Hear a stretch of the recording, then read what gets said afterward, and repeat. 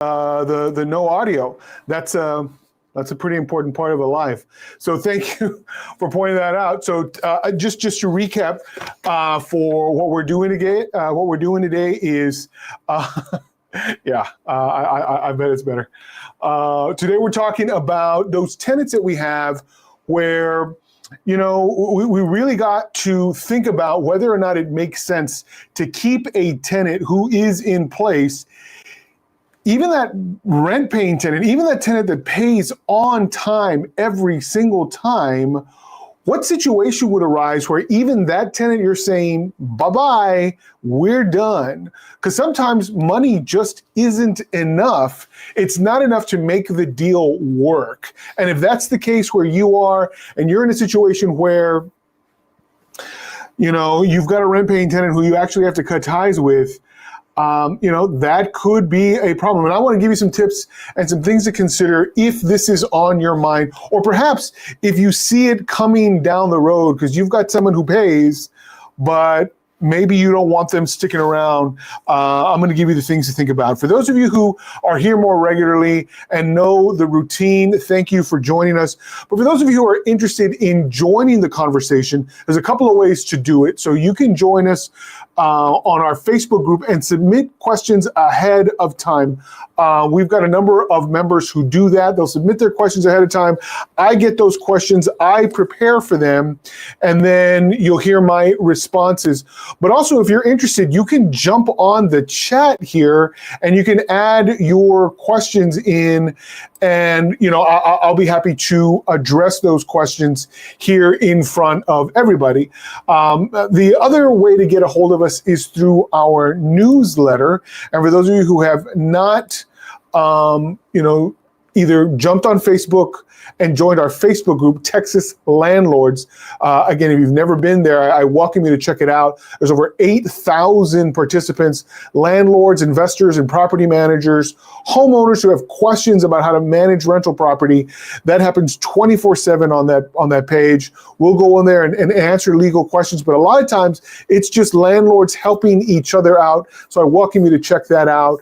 And so we offer a ton of content on that, in that Facebook group, and also give people an opportunity to ask questions that I'll cover here in the live. If you're not a part of Texas Landlords, I welcome you to check that out. Also, if you want to join our newsletter, a lot of you are already getting our weekly newsletter.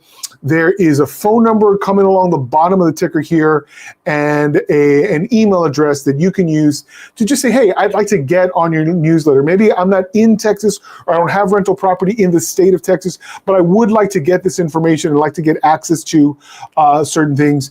Absolutely, you are welcome to do that. So we're going to go ahead and get started with our prepared topic.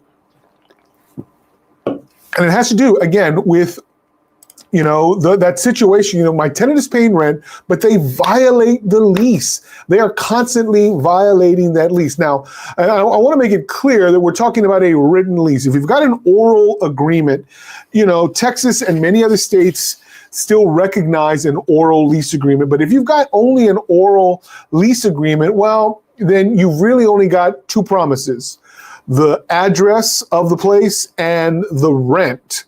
And that's it. So they can't violate the lease until they stop paying rent. And this scenario doesn't really fit that topic, because we're talking about a situation where the tenant, you know, pays the rent, but they are in violation. And so I want to talk to you about what you should do and what you should consider if this is happening to you. And so the first thing to consider is, you know, is the violation significant? There are certain things that your tenant's going to do that technically go outside of the bounds of, you know, your agreement. But the question for you is it a significant enough violation that you're going to make hay of it? Now, you should be the first to take your, you know, your lease seriously, and, you know, be one to say, look, any violation is a significant violation. But we all know that there are certain things that just aren't that big of a deal. Now, for some people, that includes late payment. And I'm not on the same boat when that happens. Some people have this idea that, well, if I get the rent within 7 or 8 days, I'm fine. Some people say, as long as I get the rent, I don't care when they pay it. As long as they pay the rent, I'm going to be happy. I'm not on that. You can kind of add in the comments, how you guys feel about that. But I'm one who tends to believe, look, if you're not paying rent on time, that's a problem. And it may not be a present problem of significance, but it will become one. And so the fact that it threatens, future rent is, I think, a significant enough deal. And so you might say, well, they don't cut the grass that often. Well, and I don't live in an HOA. And so, I'm okay. As long as they cut it once or twice a month, I'm fine with that during the summer. And that might be one of the ones that just doesn't bother you a whole lot. There may be other things that have to do with tidiness or cleanliness. And depending on you, you may find that very bothersome, and it may be very significant to you. What I tend to tell landlords in this situation is you need to know where your lines are in the sand. What are the kinds of things that you will tolerate, and what are the kinds of things that you simply won't, and make sure that you're upfront with your tenant about the stuff that you just won't abide. This is a great place for you to add these kinds of notes for your tenant in your house rules by letting them know, look, these are musts. I check on this stuff and I expect you to get this stuff right. That's where you're showing to your tenant what is significant to you. So if it's not clear, I would make it clear so that they know what's the most important thing for you out of their tenancy.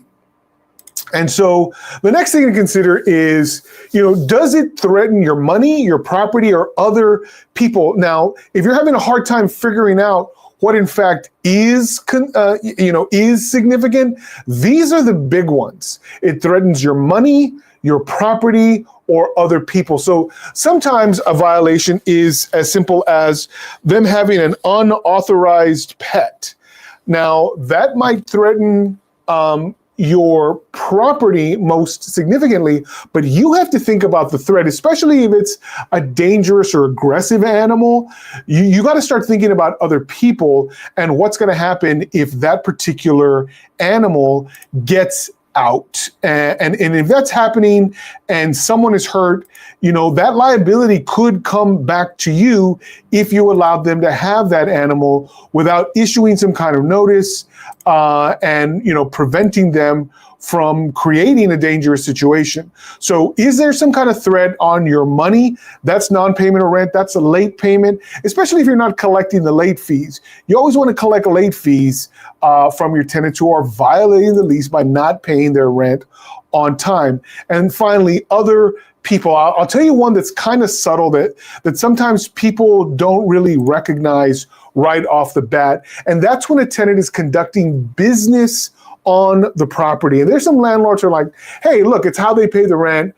But if you've got a residential lease and your insurance isn't set up for commercial traffic, or it's not set up for commercial engagement on that property, if someone comes in and slips and falls, even if they're a guest of the tenant, you might have uncovered liability by knowingly allowing your tenant to conduct business on a residential property. And so I don't recommend opening those doors at all, and certainly not letting that slide, that threat to other people's safety or that extension of liability to other people outside of the constraints of your lease. I'm not for it, and that kind of violation should not be tolerated. So moving on. The next thing to consider is, have you given written notice to your tenant of this violation? And specifically here, I like to tell landlords, it's not enough just to notify them that they're in violation. I like to also point out the specific section of the lease that they have violated. You always want to point back to what the lease says, which is their agreement. Have they in some way violated the lease? And if they specifically have, you want to make sure they know what section is in violation. And by pointing that out to them, you're going to strengthen your position should it come to the need for an eviction. So always, always, always send notices of default if they have violated, and pinpoint the precise part of the lease that has been violated. If you want your tenant to do the right thing, and you want them to know that, hey, you're on it and you're giving notice for a very specific reason, you're going to want to issue the notice always in writing and point out the section of the lease that has been violated. Because again, half the time you're not doing this for them, half the time you're doing this because you're setting up a potential future lawsuit against your tenant, whether it's for eviction or some civil claim for violation of your lease. And so you want your documentation to be clear and you want it to be precise. Every single time you are pinpointing what part of the lease is in violation and what they can do to fix it. And that leads us to our next point.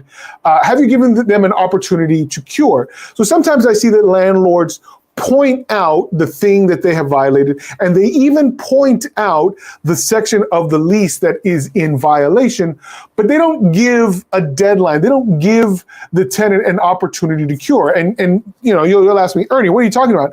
I gave them notice.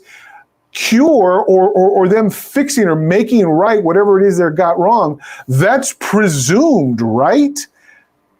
Don't ever presume anything. Make sure that you clearly identify the fact that you want them to do it and you're giving them a hard deadline. So if, for example, your tenant has, let's say, an unauthorized occupant on the property, and you say, look, the person who's there, I haven't screened them. I have no idea who they are. They don't belong there. And so, I want them gone. And if you can't get them gone, I'm going to have to take steps to evict. And so you want to let them know that you're on it and that you mean to enforce your lease. But you want to give them an opportunity to cure. So you might say, for example, you've got 5 days or 7 days or 10 days to comply. The other thing you want to do is definitely follow up. Don't say you've got 5 days to comply and then wait 500 days before you go and check and see if they did, because it kind of looks like you waived the violation. If you say they got 5 days and you show up a week later and they still haven't done it, I strongly suggest a follow-up and say, look, you failed to do it the first time I notified you. I'm going to give you another 5 days to get this right, but repeated violation could result in eviction. And by giving the written notice, by letting them know what they violated, by showing them the section of the lease that was violated, and by giving them a specific deadline to make it right, you're going to seem extremely reasonable in front of a court when you're asking for possession. And so short of that, I don't know how reasonable it's going to be, but the more of these things you do, you're going to be able to demonstrate to the court that after a breaking point, you're entitled to possession, and there's almost no argument against it. So here's the last thing I think it's important for you to consider is resolution without eviction a likely possibility? You might find that it's not, and that ultimately you're in such a bad position that no matter what you do or say or what notice you give or how much time and opportunity you give to your tenant to fix the problem, they're just not going to do it. And only the threat of an eviction or the eviction itself is going to stop this. Because remember, your money or your property or other people are being threatened. And so these are the most egregious violations of the lease. And so you got to step in and take care of it. And if they won't do it without the filing of an eviction, then you got to decide, look, it took me all of these things, including the filing of an eviction, to get you to do the right thing. Do I still want to keep you? You may not withdraw that eviction. You may tell the court, look, yeah, I see they finally did the thing I asked them to do. The problem is, I don't know that I can trust them to continue to follow the lease because it took so much time. Now, this is a personal decision that you make. It's a business decision also, because this is a rent-paying tenant who is simply in violation of the lease in some significant way, significant enough for you to send notice, significant enough for you to give a hard deadline, and significant enough for you to ultimately have to file this eviction. And so if you find yourself in that position, you may not let up, because at a certain point, trust is broken.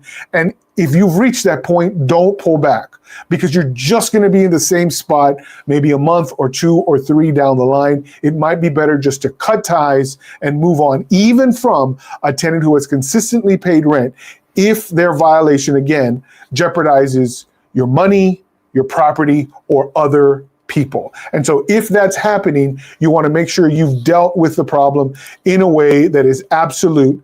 And you want to exercise these muscles so that you can prevent these kinds of things from happening in the future, and let, other prospective tenants know, look, it's not beyond me to go ahead and issue these notices. It's not beyond me for me to come by and inspect and make sure this stuff is getting done. And let me tell you, it's not beyond me to go ahead and file an eviction and go all the way through just to make sure that everything is getting taken care of.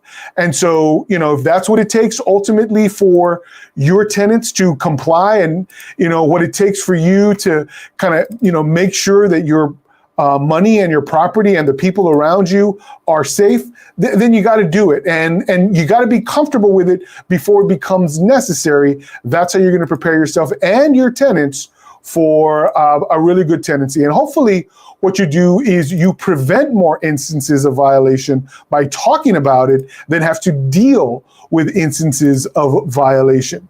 I know that's something that we preach heavily over here, that you're better off prepping your tenants for what you're going to do in the event of default before they ever default. And you're going to watch how many times no default ever occurs because you've dealt with it ahead of time. So I'm hoping that's the case for you. We're going to go ahead and step into the next phase of our talk with this Q&A session, which we're going to get started in just a second. But first, we want to go ahead and start taking some of the questions from the chat. So here we go. The lease agreement says, in case of default for lease violation, non-payment or other items, for issue notice within 24 hours, do you still need to give a 3-day notice to the tenant? Now, I would have to see the actual term in writing. I don't know if that's what this particular lease says, but if this lease gives your tenant 24 hours to fix whatever problem it is, including non-payment, then you got to give that first before you give a 3-day notice to your tenant. However, the law now requires, if you don't have a prior delinquency, the law now requires you to give a notice to pay or vacate. And so as long as it's at least 24 hours, and by default in Texas, you've got at least 3 days notice, which is the shortest amount of notice that I recommend giving any tenant for an eviction. You could, it looks like, maybe even give a 3-day notice to cure or vacate. And if they don't cure, then they got to go. If they do cure, then they can stay. And so that's what that notice might be.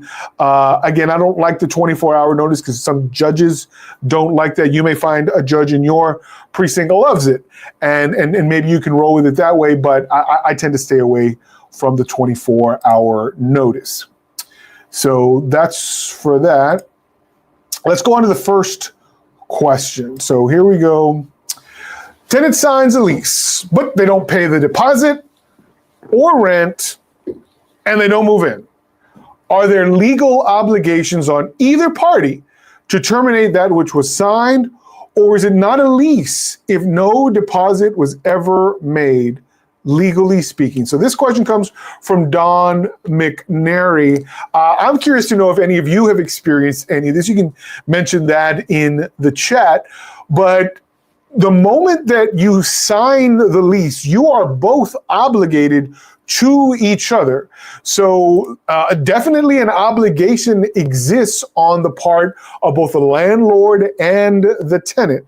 So let's not misunderstand what's going on here. You've made a promise to pay, and you've made a promise to the tenant to supply the rental property and to abide by the law and your lease. They've made a promise to pay your rent, your deposit, and all applicable fees. The question is, if they haven't moved in and they never move in, can you sue them to recover your losses? And the answer is maybe. The law does have a procedure in it. It's kind of weird in this particular case, where it says, look, if the tenant goes and they try to find somebody and they do find somebody before the lease term begins, then no, you can't keep the deposit, you can't keep any of the money, you got to refund all of it back. Or if they didn't pay it, they don't owe you anything. But the likelihood that they're going to find a replacement tenant for you that's going to, make it through your approval criteria, that possibility is pretty low. But if it happens, it happens, and you've incurred no damage from that tenant if the new tenant replaces them, ahead of the prior written term. Let me give you an example. So right now it's January, and let's say you had a lease that was set to begin February 1st, and the tenant signs it, and you sign it, and you figure, well, we're going to get the deposit, and we're going to exchange keys at a future date. Now, between me and you, I don't favor this option. I prefer, if you're going to sign anything, you're going to get something that day. So you're at the table, they've got the payment, you've got the keys, the lease remains unsigned until you have assurance that you're going to get paid. But in this situation, that hasn't happened. So they've signed, and they tell you, look, we're not coming in, but we found a great replacement for you. Here they are. So we're in the middle of the month of January. I could screen that new tenant, and if they pass all of my screening criteria, then yeah, I could take them on. They could sign a similar lease, replacing that other one, and I've incurred no damage. I didn't expect money until February 1st, and as it turns out, I was able to find somebody who wanted to move in February 1st and was able to pay the full rent and deposit. I've incurred no loss. But let's say the facts are different. Let's say they never mentioned anything to me about a replacement tenant. They just said, I'm not coming in. But as soon as they mentioned that, I list the property and I find a tenant March 15th. Well, I have one full month of the month of February gone, and I've got half a month of March gone. The incoming tenant signs a lease and begins the tenancy March 15th. They pay for half of March and go on for a full 12-month term at exactly the amount of rent I was expecting to get from the prior client, the prior tenant. Well, I can go after that prior tenant for that month and a half of unpaid rent. It's perfectly legal for me to do it. Now, whether I want to do it or not is a different matter. And so if you're finding yourself in this situation and you can find a replacement tenant and have little to no loss, that's your best bet. Going through the motions of a lawsuit, it's so cumbersome that I don't know that I would necessarily recommend it if you can avoid it. So if you can avoid it, just mitigate your damages as much as possible and find a replacement tenant. All right, question number 2. What are my options if a tenant defaults on the mobile home payments of a mobile home parked on my property? So I want to make sure that I understand these facts. It sounds like someone is leasing space on their property for someone to park a mobile home that either is owned by a third party or that the tenant, the occupant, is leasing from a third party. It doesn't sound like this is the mobile home of the landlord who owns the dirt, who owns the physical property. It sounds like it's owned and operated by someone else. I'm assuming it will eventually be repoed, and so that's again why I think it's not owned by the landowner. But for the time being, it's It is living rent-free on my property and causing me to lose income. So let's set aside the fact that this RV may or may not, or this mobile home may or may not be repoed by anybody. I don't know if that's going to be the case, and I don't know if that's going to happen quickly. But if you plan to evict the tenant, it better be because they're not paying rent to you. If they continue to pay rent for their use of the property, that's no skin off of you. You aren't actually losing income. But if they fail to pay you rent, yeah, you can evict them. There's no problem with you filing for eviction. You just got to follow the rules for mobile homes, which is slightly different than the rules for single family homes or for apartments. That's technically under Chapter 94 of the Property Code. And if you're unfamiliar with those rules, you're going to want to come see a landlord attorney to make sure you don't violate those rules, because there are some significant differences, even if you're going to evict in the same court that all other evictions happen in. Mobile homes and RVs fall under different rules depending on how things are situated, especially if the landlord doesn't own the mobile home or the RV. They're just leasing the lot. And so a lot rental is a different kind of eviction. So different rules. You're going to want to make sure you understand those differences. So, okay, we've got a question here. If one property manager manages a group of properties that are each owned by separate series of a series LLC, would that satisfy the ESA exemption of an owner that has fewer than 4 properties? So maybe.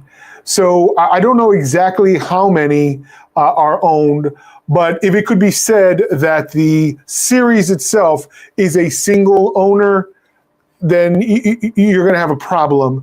If it's 4, I want to make sure I understand the facts. One property manager, it's a group of properties, each owned by a different series.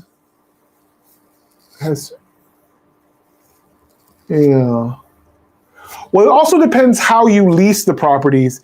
If you're using a broker or a manager to advertise, you may run afoul of the exemption.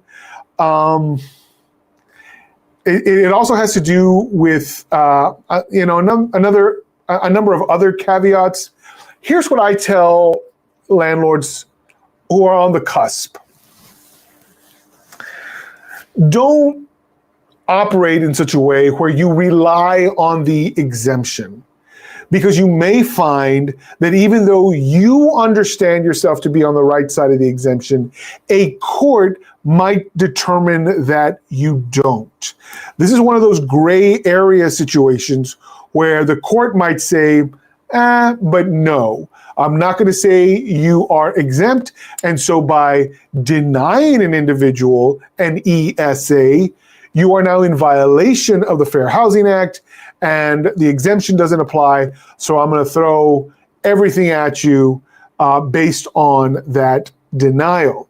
So, when it comes to me, if you're close, and I tend to say this with a lot of things that are a toss-up, right? If it's unclear, for example, where you're making a deduction from a security deposit that the tenant absolutely ruined or damaged a piece of your property through misuse or negligence. If it's well, I think they did, but it might be ordinary wear and tear, or it might have just been regular use.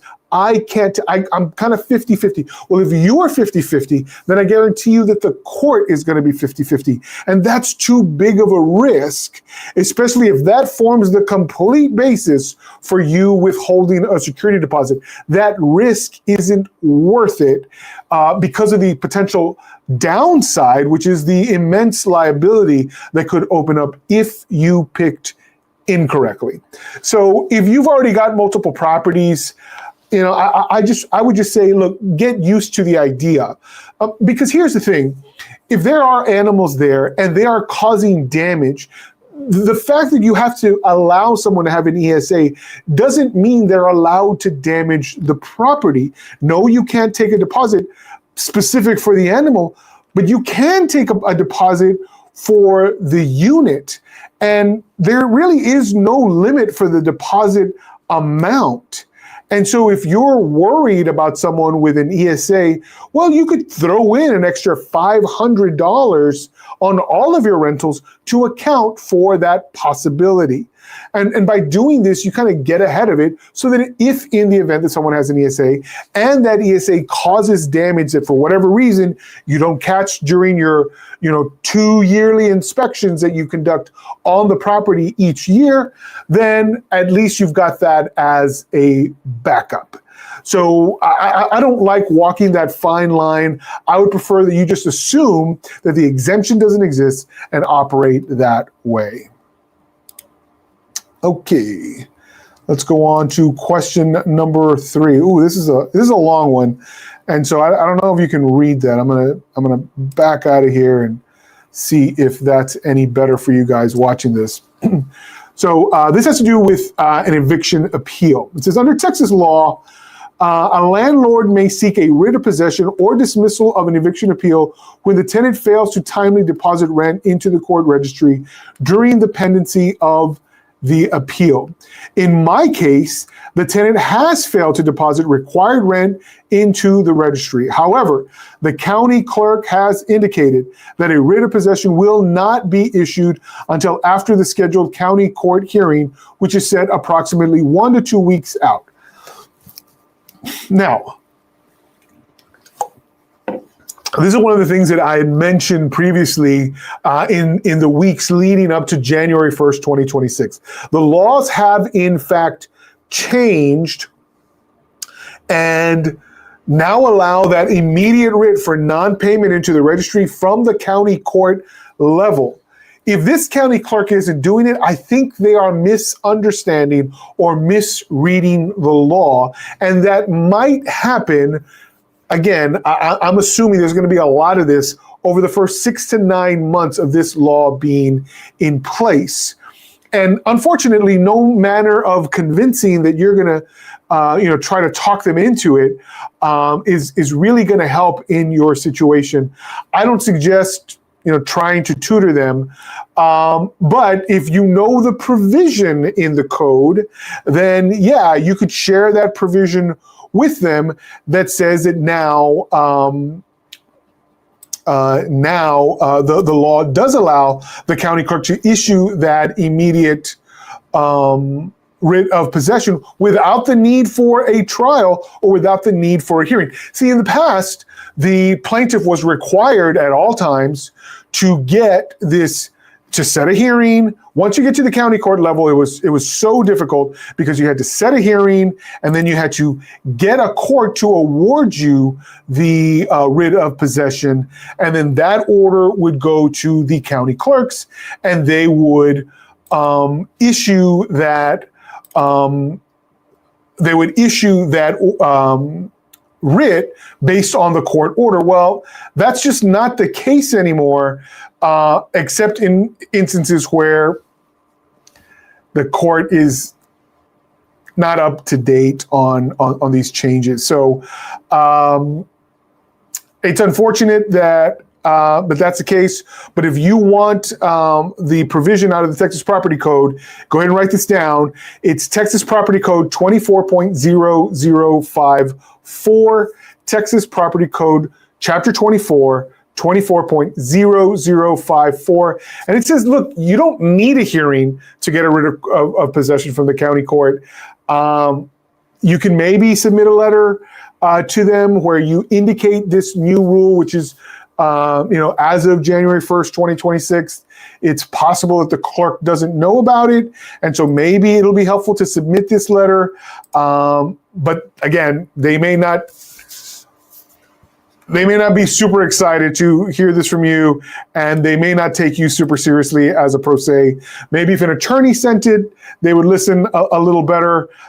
It's kind of crappy of them to do that.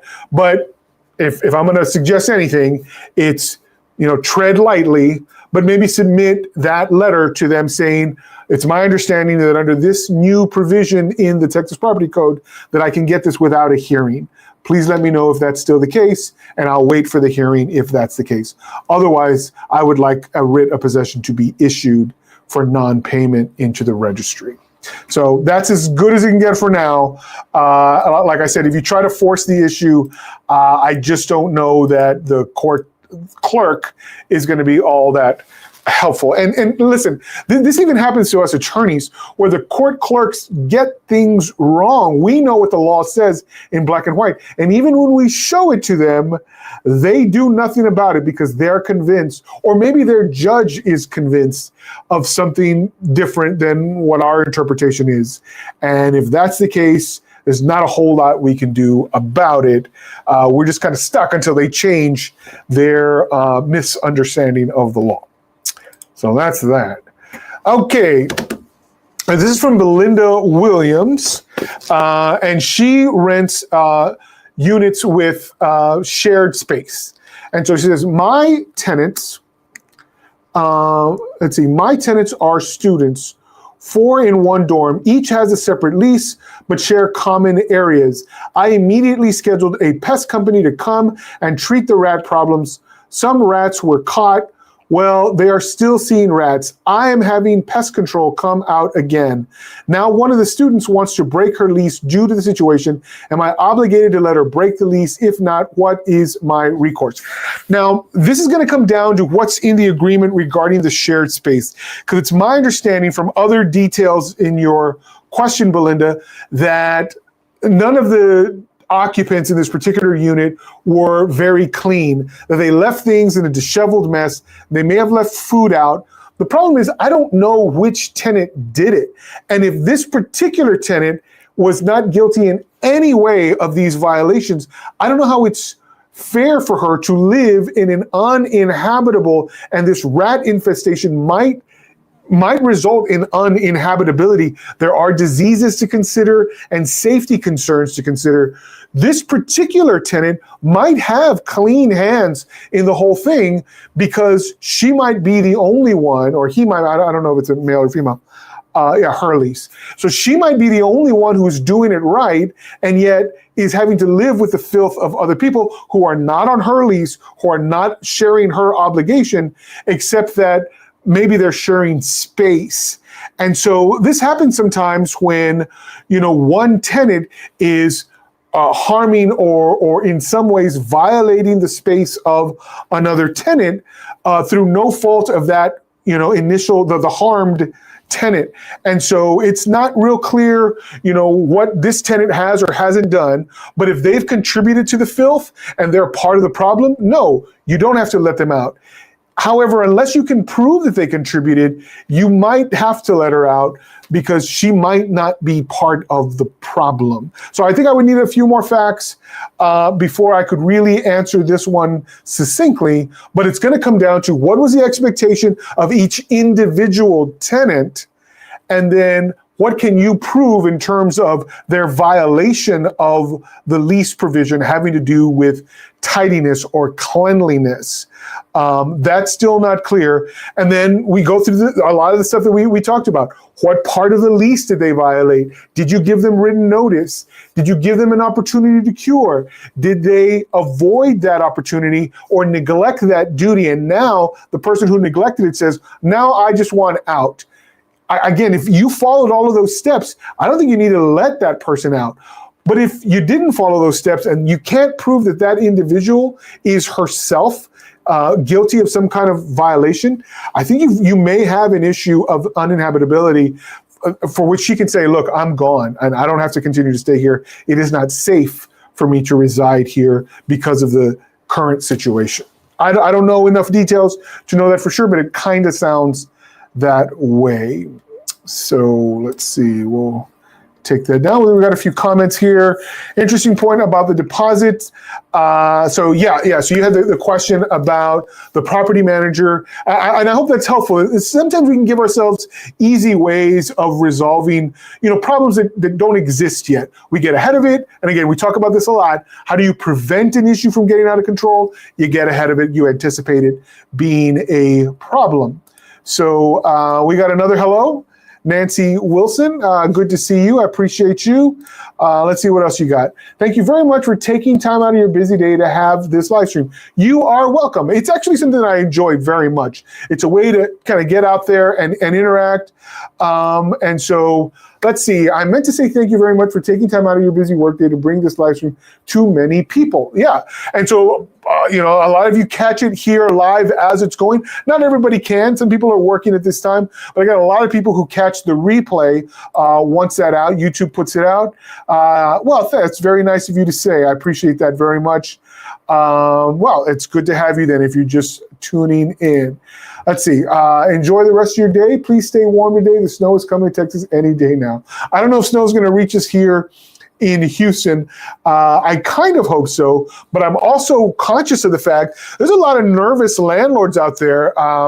We've already gotten word from landlords about sending notices to their tenants, reminding them to take precautions regarding the potential for a hard freeze and burst pipes. A few years ago, we dealt with that, and it caused a ton of damage, lots of insurance claims, lots of busted pipes. Those busted pipes and those water intrusion situations, sometimes once the spring and the summer come, lead to mold issues.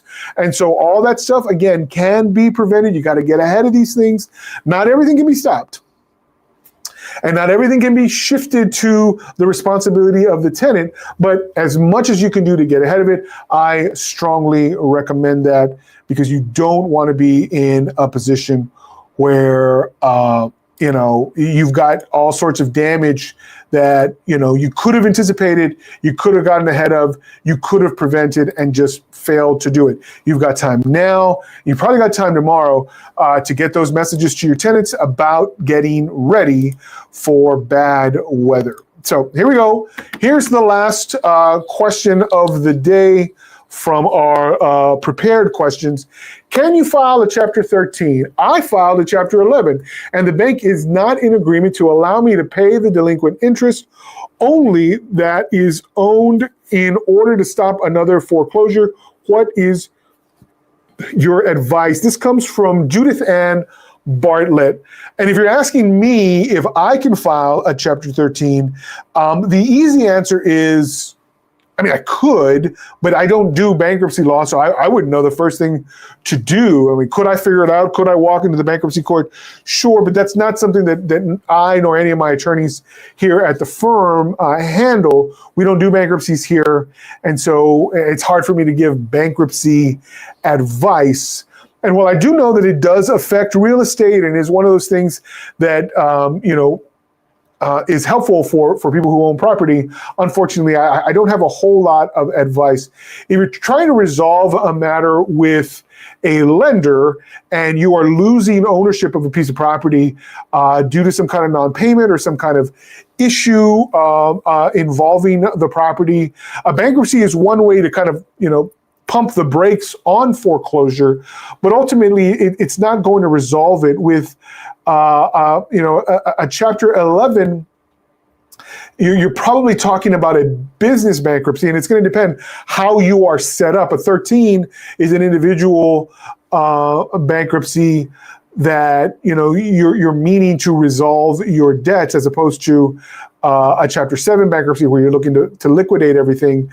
My strong suggestion is you go out and you talk to a bankruptcy attorney, someone who practices in this area, but can give you some helpful advice on how to avoid, further jeopardizing your position with this particular lender, especially as the first Tuesday in February is, getting pretty close. If they threatened a foreclosure in February, I don't know that you can avoid it unless you kind of get on the ball and get something resolved quickly. So I hope that helps. Again, I don't do bankruptcy, but I do strongly encourage you to go seek out a bankruptcy law attorney. So, we've come to the end of today's live stream. I appreciate all of you who joined in. I appreciate all of the comments that we've had that have contributed to today's live. For those of you who didn't get an opportunity to ask your question, again, you can get ahead of it by joining us on Facebook, our Facebook group, Texas Landlords. Every week we're on there, and during the week we're answering questions and giving helpful advice to landlords, property managers, and property investors who are part of that group. But Texas Landlords, for those of you who have property in the state of Texas, is a great resource. Over 8,000 members right now participating. And if you're there, you can get an opportunity to ask your question ahead of time, and I will be happy to address it. Also, if you have not joined our newsletter, you have my welcome invitation to join us. You can see a phone number here. You can call or text us to get on that newsletter. You can also shoot us an email at the email below, info@attorneyeg.com, to request getting on that newsletter. So one of the things that I want to mention to you is next week's topic, which will be my tenant says I owe them for repairs that they did. Is that true? We're going to talk about tenant repairs and the relationship between landlord and tenant when a tenant steps in and does the repair themselves. I'm sure you guys are going to have a lot to talk about with that particular topic. I welcome your questions again between now and next Wednesday. But until then, I wish you guys the best. And until next time, landlords, happy leasing.